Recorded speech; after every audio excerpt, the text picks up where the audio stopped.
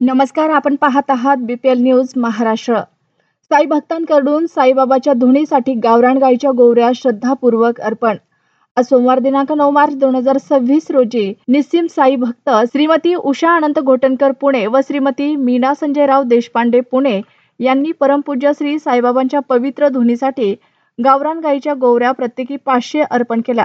त्या प्रित्यर्थ त्यांचा शाल श्रीफळ परमपूज्य साईबाबांच्या पवित्र धुनीतील उदी देऊन मंदिर अधीक्षक सौ छाया कुलकर्णी यांनी व्यवस्थापन मंडळाच्या वतीने यथोचित आदर सत्कार केला। याबाबत मंदिर अधीक्षक सौ छाया कुलकर्णी यांनी अधिक सविस्तर माहिती दिली की शिर्डी येथील द्वारकामाईत साईबाबांचे वास्तव्य होते, त्या समोर अखंड धुनी प्रज्वलित असते। याच धुनीतील उदी साईबाबा भक्तांना देत असत। या पवित्र धुनीतील उदीमुळे साई भक्तांचे आजार तसेच इतर प्रापंचिक अडीअडचणीचे निराकरण होत असे।